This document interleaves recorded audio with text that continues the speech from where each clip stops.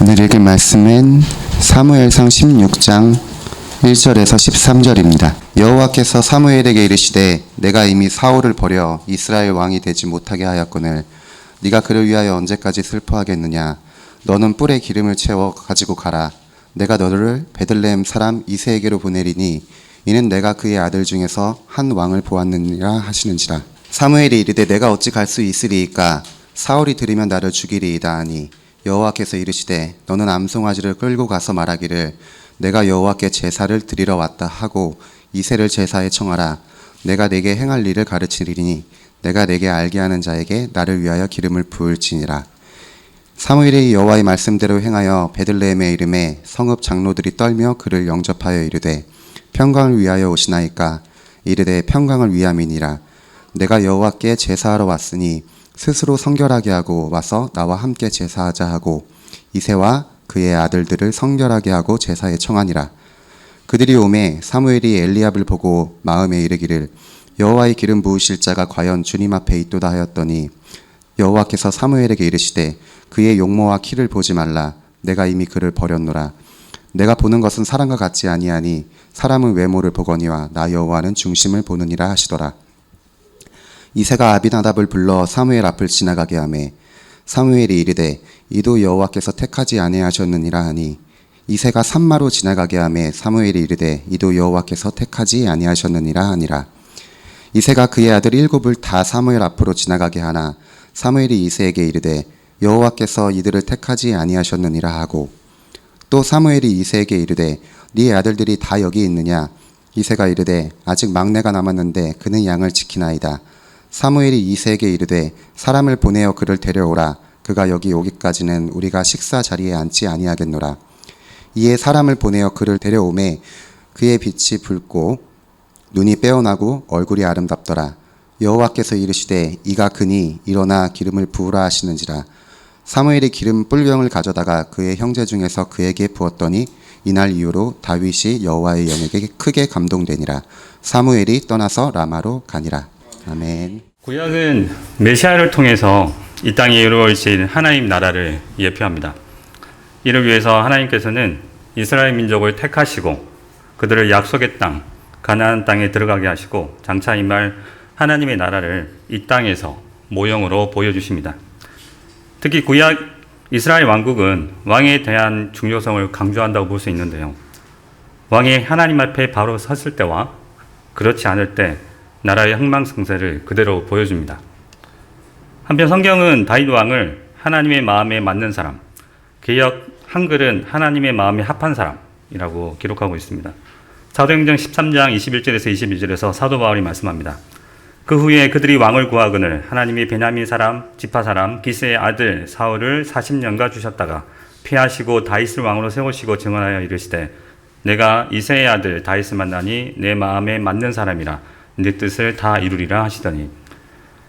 다윗 왕은 장차 오실 하나님 나라의 참 왕이신 그리스도를 예표하는 인물입니다. 오늘 저는 다윗이라는 왕이 세워지기까지의 과정과 그 인물됨을 살펴보며 어떻게 하나님 마음에 맞는 사람이 될 수 있는지를 나누어 보도록 하겠습니다. 다윗이라는 왕이 세워지기 전까지 출애굽부터 약 450년이라는 시간이 필요했습니다. 가나안 땅에 들어가서 여호수아가 죽은 후 맞이한 사사시대는 왕이 없던 시대로 영적으로 깊은 침체에 빠져있던 무능한 시대였습니다. 그리하여 하나님의 백성들은 이방 민족들을 정복해야 함에도 불구하고 오히려 반대로 짓밟히며 살았습니다. 특히 사사기 17장에서 21장을 보면 단 지파는 하나님께서 그들에게 분배해 주신 땅에서 쫓겨나서 북쪽으로 갇혀서 내려오지 못하죠. 그죠? 그래서 나중에는 오히려 북쪽으로 올라가 라이스라는 곳에 자리를 잡고 그것을 단이라고 이름을 짓습니다. 또한 베냐민 지파는 기브아 성읍의 불량배들을 악한 행동으로부터 보호하느라고 나머지 11지파의 연합 군대로부터 공격을 받아서 장정 600명만 남는 거의 멸절 상태에 이르게 됩니다. 하나님이 왕으로 계심에도 불구하고 하나님을 버림으로 말미암아 왕이 없다고 여겼기 때문에 자기가 옳다고 여겼기 때문에 자기 소견대로 살아갔기 때문에 그들은 그런 결과를 맞이했던 것입니다. 이런 모습은 우리 주 예수 그리스도를 왕으로 모시는 주의 자녀들이 주를 저버렸을 때 어떻게 되는지를 고스란히 보여줍니다. 자기뿐만 아니라 하나님 아버지와 우리 주 예수 그리스도의 이름도 욕을 되는 비참한 상태에 이르게 됩니다. 그러나 하나님께서 자기 속에 오른 대로 살아가는 완고한 주의 백성을 위해 다시 구원의 사역을 시작하고 계십니다. 바로 이방 사람 모압 여인 룻을 통해 다윗 왕조를 준비하고 계셨던 것이지요. 또 하나님께서는 동시에 마지막 사사 사무엘을 준비시키십니다. 물론 공식적으로는 사무엘의 아들인 요엘과 아비야가 마지막 사사입니다. 하지만 그들은 횡령을 저지르고 뇌물을 받아서 이스라엘 자손들로부터 신임을 잃게 되고 그로 인해서 사무엘은 이스라엘 백성들로부터 왕을 달라는 요구를 받게 됩니다. 사실 이스라엘 백성이 왕을 달라는 요구는 그 자체가 나쁜 것은 아닙니다. 왕정 체제는 그 자체로 악한 것도 선한 것도 아니기 때문입니다. 또한 그들이 하나님께 왕을 구하는 것은 전혀 예상하지 못한 일도 아니었습니다. 하나님께서는 이스라엘 백성이 언젠가 왕을 구할 것임을 알고 신명기 17장 14절 이하에 왕과 관련된 규정을 이미 주셨습니다. 내가 내 하나님 여호와께서 내게 주신 땅에 이르러 그 땅을 차지하고 거주할 때 만일 우리도 우리 주위의 모든 민족들 같이 우리 위에 왕을 세워야 하겠다는 생각이 나거든 하시면서 20절까지 왕이 지켜야 할 내용들을 쭉 나열해 주십니다. 무엇보다도 하나님께서는 하나님을 대신하는 사남왕, 분봉왕을 통해서 하나님의 나라를 다스리기로 작정하셨습니다. 비록 첫째 아담은 실패했지만 사랑이 많으신 하나님은 그를 시작으로 여인의 후손으로 아브라함의 씨로 그 다윗의 후손을 통해서 모든 민족과 나라가 하나님 나라에서 안식을 누리도록 계획하셨으니 그분은 바로 우리 주 예수 그리스도십니다. 그렇기 때문에 언젠가는 왕이 세워질 것이기에 그들의 요구 그 자체는 잘못되었다고 보기는 어렵습니다. 그럼에도 불구하고 하나님께서는 그들이 왕을 요구하는 것을 하나님을 버리는 것이라고 말씀하셨습니다. 왜 그러셨을까요? 여호와께서 사무엘에게 이르시되 백성이 내게 한 말을 다 들으라. 이는 그들이 너를 버림이 아니요 나를 버려 자기들의 왕이 되지 못하게 함이니라. 이는 그들이 왕을 요구한 배경을 살펴보면 그 이유를 알 수 있을 것입니다.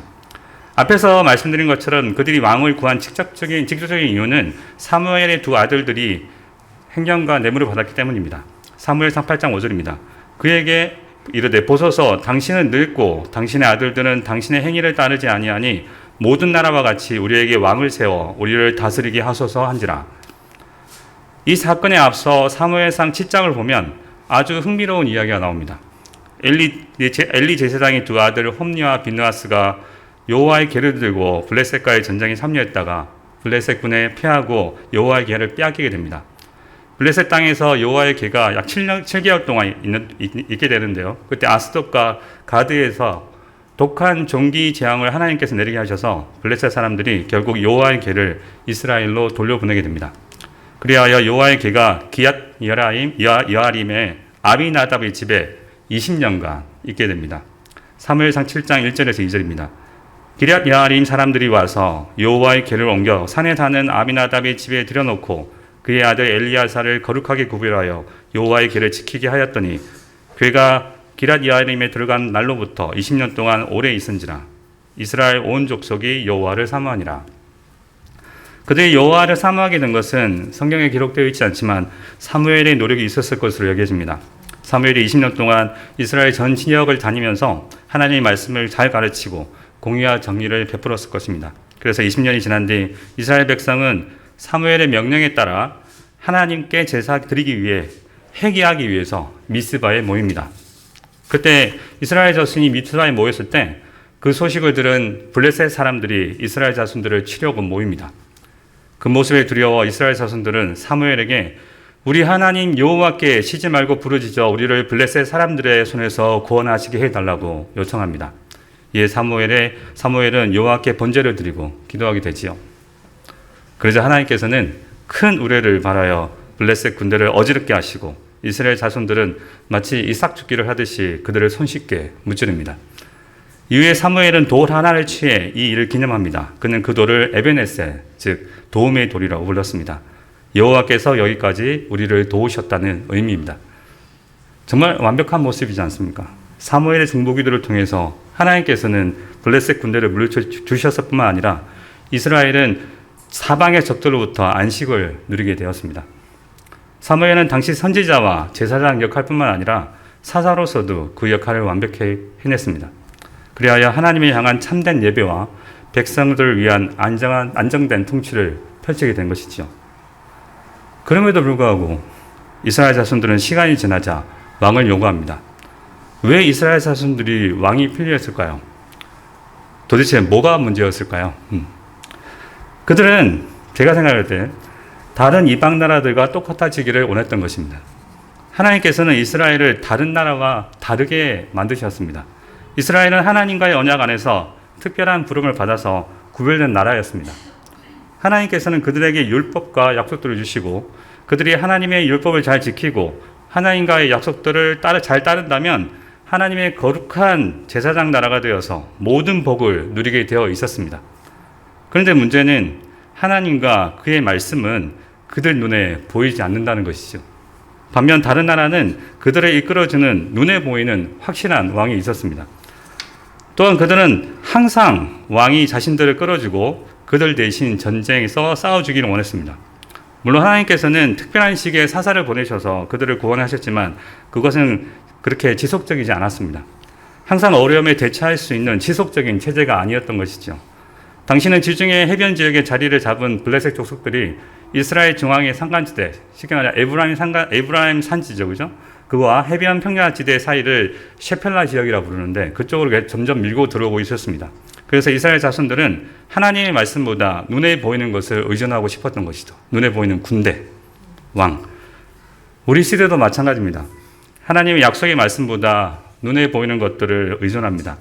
지금도 살아 역사하시는 생명의 성령의 법을 따라 기도와 말씀으로 거룩해지기 위해서 싸우기보다는 성령 집회니 찬양 집회니 하면서 모여서 뭔가 하면서 특별한 것을 얻으려고 애쓰는 것을 우리는 너무나 쉽게 볼 수 있습니다. 문제가 생겼을 때 인내하며 기도하며 싸워서 이기기보다 눈에 보기 좋은 것, 듣기에 좋은 것으로 채워서 잊어버리고 그저 마음 편하게 살아가려고 합니다. 믿음으로 행하는 것보다 그저 눈으로 보면서 누리고만 싶었던 것이죠. 그러나 이스라엘 자손들은 왕을 세움으로 인해 생길 수 있는 문제들을 과소평가했습니다. 왕이 있는 것만으로 무조건 전쟁에서 이길 수 있습니까? 그럴 수 없습니다. 그죠? 왕이 하나님 앞에 바로 서지 않는다면 전쟁에서 이길 수 없습니다. 이기더라도 일시적이죠. 결과적으로 보았을 때 그들은 마치 언약궤가 전쟁에 같이 나가면 무조건 이길 수 있다는 그 미신적인 믿음을 왕이라는 대상으로 옮겼을 뿐입니다. 그리하여 사무엘상에 등장한 왕이 바로 사울입니다. 그는 사람이 세운 왕이었습니다. 하나님이 원하시는 왕이 아니었습니다. 사람들이 주위 이방 민족들을 보며 그들을 따라서 세우고자 했던 왕이었습니다. 그는 이스라엘 자손이 보기에 정말 잘 어울리는 기골이 장대한 사람이었습니다. 사무엘상 9장 1절에서 2절입니다. 베냐민 지파에 기스라 이름하는 유력한 사람이 있으니 그는 아비엘의 아들이요 스롤의 손자요 베고라스의 증손이요 아비아의 현손이며 베냐민 사람이더라. 기스에게 아들이 있으니 그의 이름은 사울이요 준수한 소년이라. 이스라엘 자손 중에 그보다 더 준수한 자가 없고 키가 모든 백성보다 어깨 위만큼 더 컸더라. 기골이 장대했다는 뜻인 것 같습니다. 사울은 자신들을 대신해서 전쟁을 치러줄 기골이 장대한 왕이었습니다. 그러나 사람이 구하여 세운 사울 왕으로 인해서 그들은 곧 어려움을 겪게 됩니다. 그들의 욕심으로 인해 세워진 그들의 왕은 하나님의 명령을 거역하고 자신의 명예와 왕의 자리만을 지키기 위해서 애쓰는 악한 왕이 되어서 결국 하나님으로부터 버림받습니다. 사무엘상 13장 14절입니다. 13절 14절입니다. 사무엘이 사무엘에게 이르되 왕이 망령되이 행하였도다. 왕이 왕의 하나님이 여호와께서 왕에게 내리신 명령을 지키지 아니하였도다. 그리하였더라면 여호와께서 이스라엘 위에 왕의 나라를 영원히 세우실 것이거늘 지금은 왕의 나라가 길지 못할 것이라. 여호와께서 왕에게 명령하신 바를 왕이 지키지 아니하였으므로 여호와께서 그의 마음에 맞는 사람을 구하여 여호와께서 그를 그의 백성의 지도자로 삼으셨느니라 하고. 사울이 하나님께로부터 버림받은 후 사무엘은 슬퍼합니다. 하지만 하나님께서는 자신이 선택하신 왕을 세우라고 합니다. 이제 오늘 본문입니다. 여호와께서 사무엘에게 이르시되 내가 이미 사울을 버려 이스라엘 왕이 되지 못하게 하였거늘 네가 그를 위하여 언제까지 슬퍼하겠느냐. 너는 뿔에 기름을 채워 가지고 가라. 내가 너를 베들레헴 사람 이새에게로 보내리니 이는 내가 그의 아들 중에서 한 왕을 보았느니라 하시는지라. 여기서 주목해야 할 내용은 내가 그의 아들 중에서 한 왕을 보았느니라는 부분입니다. 이 내용은 마치 하나님께서 미리 내다보신 것처럼 보이는 내용인데요. 영어 성경을 보면 의미가 더 분명해집니다. NASB 영어 성경은 이렇게 말합니다. 내가 이새의 아들 중에서 나를 위하여 한 왕을 선택했다라고 되어 있습니다. 정확하게. 이 내용은 사울에 대한 사울에 대해서 기록하고 있는 사무엘상 8장 18절과 대조됩니다. 사무엘상 8장 18절 이렇게 말합니다. 그날에 너희는 너희가 택한 왕으로 말미암아 부르짖되 그날에 여호와께서 너희에게 응답하지 아니하시리라니. 룻기를 보면 하나님께서 이미 하나님이 택하신 왕을 준비하고 계십니다. 따라서 때가 차면 하나님께서는 이스라엘 자손에게 하나님이 택하신 왕을 주실 것이었는데 그들이 그 때를 참지 못하고 그들의 욕심에 따라 하나님께 구함으로 말미암아 그들의 제약에 따라 고통을 받습니다. 그러나 하나님께서는 하나님의 때에 그들을 구원하시고자 하나님이 선택하신 왕을 준비하셨습니다. 2절에서 내가 여호와께 제사를 드리러 왔다는 말은 거짓말이 아닙니다. 다만 사무엘이 베들레헴에 간 모든 이유를 밝히지 않았을 뿐이죠. 악한 마음으로 하나님의 일을 어그러뜨리려는 상대를 향해 하나님의 계획을 숨기는 것은 결코 죄가 될 수 없습니다.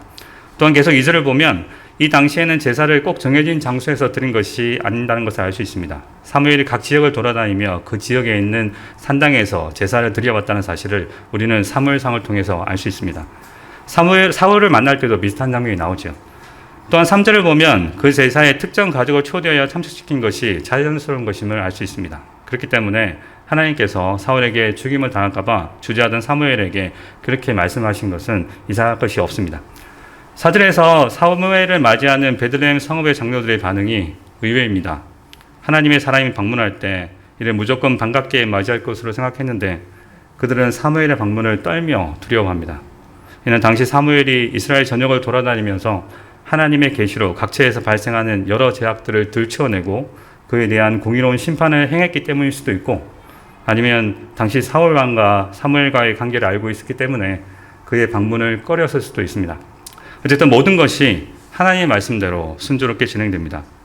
사울의 의심을 사지 않고 무사히 이새와 그의 아들을 만납니다. 사무엘은 첫째 아들 엘리압을 보자마자 반해버립니다. 그의 용모와 키가 그를 사로잡았기 때문입니다. 분명 엘리압은 여러 면에서 사울과 닮았을 것입니다. 하나님의 지엄하신 명령에 자리를 털고 일어나서 베들레헴으로 왔지만 여전히 사울을 마음에 담고 있었던 사무엘은 그와 비슷한 외모를 지닌 엘리야를 보고서는 그가 바로 여호와의 기름 부으실 자라고 하나님께서 선택한 왕이라고 생각합니다. 3절에서 보면 내가 너에게 알게 하는 자에게라고 이미 하나님께서 말씀하셨지만 사무엘은 그 사실을 잊어버리고 눈에 보기 좋은 엘리압을 하나님이 세우신 왕으로 단정지어버립니다. 그러자 하나님께서 말씀하십니다. 여호와께서 사무엘에게 이르시되 그의 용모와 키를 보지 말라. 내가 이미 그를 버렸노라. 내가 보는 것은 사람과 같지 아니하니 사람은 외모를 보거니와 나 여호와는 중심을 보느니라 하시더라. 사람의 외모 그 자체가 하나님을 향한 신실함을 드러내지 않는다는 사실을 잘 알지만 우리는 얼마나 쉽게 외적인 것에 마음을 뺏겨버립니까? 단순히 외모를 보고 좋고 나쁨을 쉽게 판단해버립니다. 앞서 이스라엘 자손들이 왕을 요구했던 것도 사실 같은 맥락이겠지요. 기골이 장대한 왕이 철병거와 병마와 군대를 이끄는 이방 나라들을 보면서 그들의 구원이 외적인 것에 있다고 믿었던 것입니다. 우리도 마찬가지입니다. 아담과 하와의 후손으로 눈에 보기 좋은 것에 마음을 쉽게 빼앗겨버리지 않습니까? 말씀을 따르고 기도하기보다 쉬고 즐기는 것을 좋아하고 심지어 우리 재산과 싸울 때 많이 느끼지 않습니까? 좀 편한 방법이 있지 않을까? 어떻게 하면 좀 더 편하게 죄를 이길 수 있을까? 요술방망이처럼 뿅 하고 두드리면 내 재생이 사라져서 그냥 예수님처럼 바뀌면 안 될까? 그런 생각 하지 않습니까? 저는 합니다. 한 번씩. 너무 힘들어서. 아니면 더 나아가 하나님께서 우리를 거룩하게 하기 위해 허락하신 말씀과 기도를 고리타분하게 시대에 뒤떨어진 것으로 여기고 우리의 눈을 현혹하고 우리의 길을 어지럽게 하는 세상의 것들을 사랑하고 따라가려고 하진 않습니까? 성경은 이러한 사람들을 향해 경고합니다. 이 세상이나 세상에 있는 것들을 사랑하지 말라. 누구든지 세상을 사랑하면 아버지의 사랑이 그 안에 있지 아니하니 이는 세상에 있는 모든 것이 육신의 정욕과 안목의 정욕과 이생의 자랑이니 다 아버지께로부터 온 것이 아니요 세상으로부터 온 것이라. 이 세상도 그 정욕도 지나가되 오직 하나님의 뜻을 행하는 자는 영원히 거하느니라. 그리고 오직 하나님의 뜻을 행하는 거룩한 자가 되기 위해서는 말씀과 기도밖에 없습니다. 하나님의 말씀과 기도로 거룩하여짐이라. 이새의 첫째 아들 엘리압에 대한 잘못된 평가를 통해 자신의 잘못을 깨달은 사무엘은 더 이상 실수하지 않습니다. 당연하다고 생각하는 분도 계실지 모르겠지만 저는 이 부분을 보면서 사무엘이 정말 대단하다고 생각했습니다. 저는 전혀 그렇지 못하거든요. 저는 정말 늦게 배웁니다. 같은 실수를 연달아 반복해서 저지릅니다. 오늘 하루 게으르게 살았다고 내일 반성하면서 내일은 열심히 살아야지 했지만 그 다음날 어떨까요? 조금 나아졌을까요? 네. 쉽게 변하지 않는 제 자신을 생각하면 사무엘은 정말 위대한 믿음의 선배임을 깨닫게 됩니다. 어쨌든 다른 7명의 아들들이 지나가지만 하나님은 그들이 아니라고 말씀하십니다. 이새가 모든 아들을 부르지 않은 것이죠. 이새를 탓하고 싶지는 않습니다. 그 당시에 그런 일이 아마 잦았을 것입니다. 당시 사회상에서 집에서 귀하게 여겨지지 않는 아들과 귀하게 여겨지는 아들과 그렇지 못한 아들이 있었을 것입니다. 우리 시대도 마찬가지입니다. 세상적으로 뛰어난 무언가를 가진 자녀들을 더 귀하게 여기고 있지는 않는지요. 요즘 교회에서도 마찬가지입니다. 부와 명예와 권력을 그리고 뛰어난 외모를 가진 사람을 더 귀하게 여기는 현상이 팽배한 것도 사실입니다. 정말 안타까운 일이지요. 그리스도의 피로 값주고 사신 교회인 우리 그리스도의 부교회는 결코 그런 일이 있어서는 안 될 것입니다. 오직 자기를 부인하고 자기 십자가를 지고 앞서가신 그리스도를 뒤따라가야 할 것입니다. 감사하게도 하나님께서는 사람의 외모가 아니라 중심을 보시고 우리가 가진 능력이 아니라 우리의 영적인 내면, 믿음을 보십니다. 그리하여 사울처럼 용모와 키가 뛰어난 엘리압이 아닌 당대 최고의 영적 지도자가 왔음에도 불구하고 초대받지 못했던 막내 아들 다윗이 하나님의 마음에 맞는 사람으로서 하나님을 위한 왕으로 기름 부음을 받게 됩니다. 용사와 같은 용모와 큰 키가 아니지만 오히려 미소년에 가까운 모습이었지만 하나님께서는 다윗을 택하셔서 전쟁이 눈에 보이는 힘이 아닌 하나님께 달려있음을 이스라엘 자손들에게 앞으로 보여주실 것입니다. 이후 여호와의 영에 감동된 다윗은 승승장구합니다. 다윗 이야기의 백미는 아마 다윗과 골리앗 싸움이겠죠. 그죠? 여기서 제가 주목하는 것은 다윗은 골리앗과의 싸움을 단순히 개인 대 개인의 싸움이 아니라 만군의 여호와 하나님과 그의 대적과의 싸움으로 여겼다는 사실입니다. 자신과 이스라엘을 모욕하는 것은 곧 하나님을 모욕하는 것으로 여겼습니다. 그는 하나님의 마음에 맞는 사람, 하나님만을 생각하는 사람이었습니다. 사무엘상 17장 43절에서 45절입니다. 블레셋 사람이 다윗에게 이르되 내가 나를 개로 여기고 막대를 가지고 내게 나왔느냐 하고 그의 신들의 이름으로 다윗을 저주하고 그 블레셋 사람이 또 다윗에게 이르되 내게로 오라 내가 내 살을 공중의 새들과 들짐승들에게 주리라 하는지라. 다윗이 블레셋 사람에게 이르되 너는 칼과 창과 단창으로 내게 나아오거니와 나는 만군의 여호와의 이름 곧 내가 모욕하는 이스라엘 군대의 하나님의 이름으로 내게 나아가노라. 마찬가지로 예수님은 자신을 미워하는 것은 또 하나님을 미워하는 것이라고 말씀하셨습니다. 세상이 너희를 미워하며 너희보다 먼저 나를 미워한 줄 알라. 너희가 세상에 속하였으면 세상이 자기의 것을 사랑할 것이나 너희는 세상에 속한 자가 아니요 도리어 내가 너희를 세상에서 택하였기 때문에 세상이 너희를 미워하느니라. 내가 너희에게 종이 주인보다 더 크지 못하다 한 말을 기억하라. 사람들이 나를 박해하였은즉 너희도 박해할 것이요 내 말을 지켰은즉 너희 말도 지킬 것이라. 그러나 사람들이 내 이름으로 말미암아 이 모든 일을 너희에게 하리니 이는 나를 보내신 이를 알지 못함이라. 내가 와서 그들에게 말하지 아니하였더라면 죄가 없으려니와 지금은 그 죄를 핑계할 수 없느니라. 나를 미워하는 자는 또 내 아버지를 미워하느니라. 내가 아무도 못한 일을 그들 중에서 하지 아니하였더라면 그들에게 죄가 없으려니와 지금은 그들이 나와 내 아버지를 보았고 또 미워하였도다.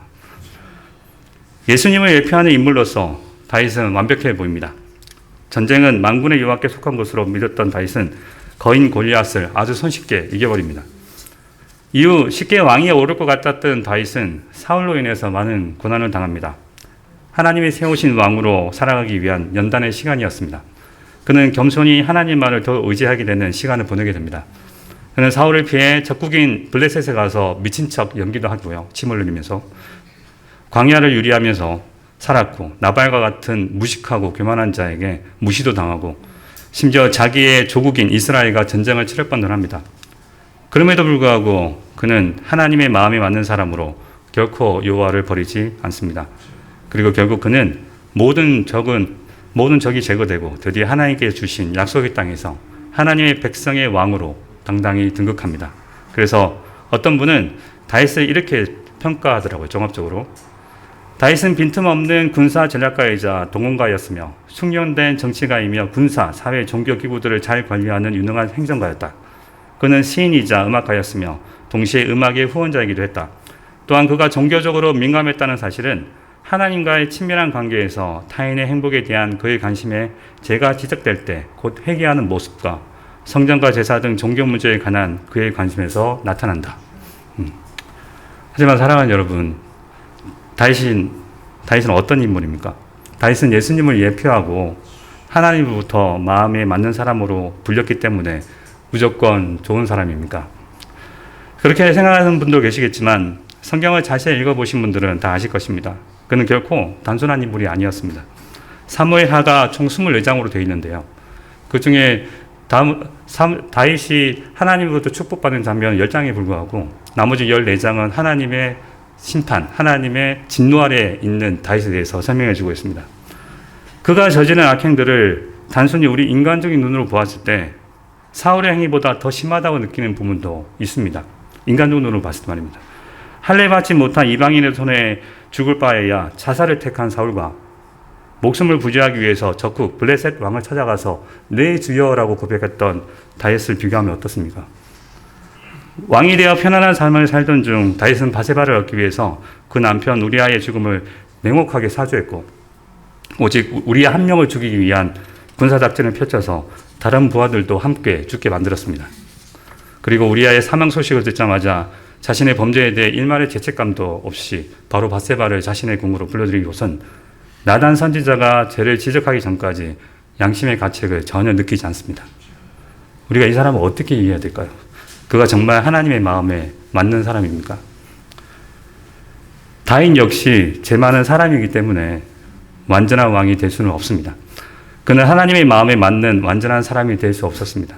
그래야 우리는 그가 예표하고 있는 장차 오실 완전한 왕을 고대하게 됩니다. 장차 오실 왕은 완전한 왕으로 하나님의 마음에 완전히 맞을 영원한 왕이 되실 것입니다. 이러한 사실을 하나님께서는 다윗과의 언약을 통해서 알려주십니다. 사무엘하 7장입니다. 전에 내가 사사에게 명령하여 내 백성 이스라엘을 다스리던 때와 같이 아니하게 하고 너를 모든 원수에게서 벗어나 편히 쉬게 하리라. 여호와가 또 내게 이르노니 여호와가 너를 위하여 집을 짓고 내 수완이 차서 내 조상들과 함께 누울 때에 내가 내 몸에서 내 씨를 내 뒤에 세워 그의 나라를 견고하게 하리라. 그는 내 이름을 위하여 집을 건축할 것이요 나는 그의 나라 왕위를 영원히 견고하게 하리라. 나는 그에게 아버지가 되고 그는 내게 아들이 되리니 그가 만일 죄를 범하면 내가 사람의 묘와 인생의 채찍으로 징계하려니와 내가 내 앞에서 물러나게 한 사울에게서 내 은총을 빼앗은 것처럼 그에게서 빼앗지 아니하리라. 내 집과 내 나라가 내 앞에서 영원히 보존되고 내 왕위가 영원히 견고하리라 하셨다 하라. 하나님께서 다윗과 맺으신 언약은 1차적으로 그의 아들 솔로몬 왕에 의해서 이루어지겠지만 그도 결국 실패하게 되고 장차 그리스도께서 영원한 왕국을 세우실 것을 내다보는 언약이었습니다. 우리는 구약 성경을 보면서 이러한 사실을 지속적으로 떠올려야 됩니다. 영원한 왕이 다스릴 그 나라를 말입니다. 우리가 지금 영적으로 하나님 나라를 누리고 있지만 앞으로 임하실 그리스도께서 완전히 주실 그 영원한 나라를 항상 갈망하며 살아야 되는 것입니다. 하나님께서는 이사야 선지자를 통해서 그 왕을 내가 붙드는 나의 종, 내 마음이 기뻐하는 자, 곧 내가 택한 사람이라 하셨고 다니엘서에서는 인자 같은 이가 하늘 구름을 타고 와서 옛적부터 항상 계신 이에게 나와 그 앞으로 인도되며 그에게 건세와 영광과 나라를 주고 모든 백성과 나라들과 다른 언어를 말하는 모든 자들이 그를 섬기게 하였으니 그의 권세는 소멸되지 아니하는 영원한 권세요 그의 나라는 멸망하지 아니할 것이니라 라고 말씀하셨으니 그분은 바로 하나님의 마음에 맞는 사람 우리 주 예수 그리스도십니다. 그렇기 때문에 마태복음 1장 2장을 이렇게 시작하죠. 아브라함과 다윗의 자손 예수 그리스도의 교라. 원어로 보면 아브라함보다 다윗이 먼저 나옵니다. 따라서 사람의 마음의 중심을 보시는 하나님 앞에서 하나님의 마음에 맞는 사람이 될 수 있는 것은 바로 그 누구도 아닌 예수 그리스도의 오심에 있는 것입니다. 다윗이 하나님의 마음에 맞는 사람이 된 것은 그가 탁월한 재능을 가지고 있었어도 아니고 전쟁을 잘했어도 아닙니다. 심지어 그가 죄를 깨닫고 회개했기 때문도 아닙니다. 다윗 또한 그 사실을 알고 있습니다.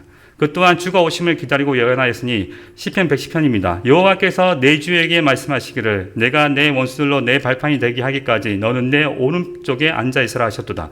여호와께서 시온에서부터 주의 권능의 귀를 내보내시리니 주는 원수들 중에서 다스리소서.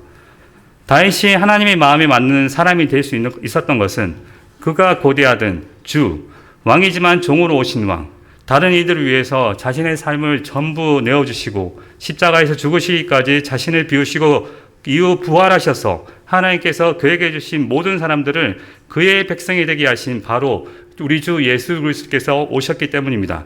이는 주께서 내 영혼을 수월에 버리지 아니하시며 주의 거룩한 자를 멸망시키지 아니할 것임이니이다. 그리고 또한 우리는 그로 인해서 하나님의 마음이 맞는 사람, 우리 또한 하나님의 마음이 맞는 사람, 의로운 사람이 되었습니다. 사랑하는 여러분, 그러므로 우리는 왕을 구했던 이스라엘 자손들처럼 우리의 눈에 보기 좋은 것, 땅의 것을 구하거나 세상을 따라 행해서는 안 될 것입니다. 또한 그리스도의 죽으시고 부활하심을 얻게 된 선물인 믿음으로 모든 것을 행하되 그것으로 인해서 우리가 교만해져도 안 될 것입니다. 오직 너희 안에 이 마음을 품으라. 곧 그리스도 예수의 마음이니 그는 근본 하나님의 본체시나 하나님과 동등됨을 취할 것으로 여기지 아니하시고 오직 자기를 비어 종의 형체를 가지사 사람들과 같이 되셨고 사람의 모양으로 나타나사 자기를 낮추시고 죽기까지 복종하셨으니 곧 십자가에 죽으심이라.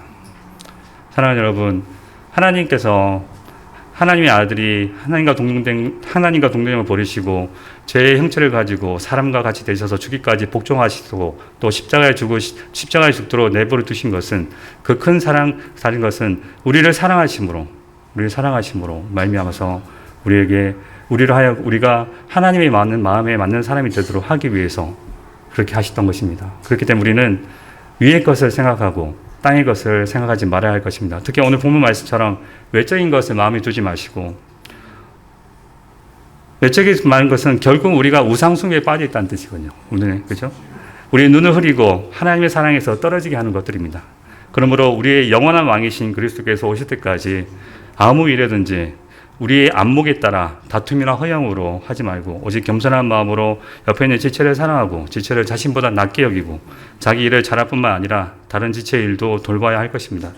그래야 성령으로 살아 역사하는 하나님의 마음에 맞는 사람, 하나님의 마음에 합한 사람으로 합당하게 살아가는 우리 그리스도의 보혈교회 성도님 되시기를 우리 주 예수 그리스도의 이름으로 축원드립니다. 아멘. 기도하겠습니다. 하나님 아버지 감사합니다. 믿음의 영혼 다윗을 통하여서 그가 어떻게 하여 하나님 마음에 맞는 사람이 되었는지를 살펴보았습니다. 이는 그의 자손으로 오실 영원한 언약 가운데 그의 자손으로 오실 우리 주 예수 그리스도로 말미암아 그의 성량하심으로 말미암아 이루어졌다는 것을 알게 됩니다. 또 그 은혜 안에서 우리 또한 이 자리에서 하나님께 하나님 마음에 합당한 자로서 하나님 앞에서 의로운 자로서 세워졌습니다. 주님, 늘 우리 그러한 것을 마음속에 새기면서 늘 감사하고 오직 우리 삶 속에서 우리 주 예수 그리스도를 높이며 주께서 이 땅에 오신 그 목적을 늘 생각하고 항상 죄에서 이겨서 거룩한 삶을 통하여서 그리스도의 향기가 되는 영원한 삶을 살아갈 수 있도록 인도하여 주시옵소서. 감사드렸고 우리 주 예수 그리스도의 이름으로 기도드립니다. 아멘.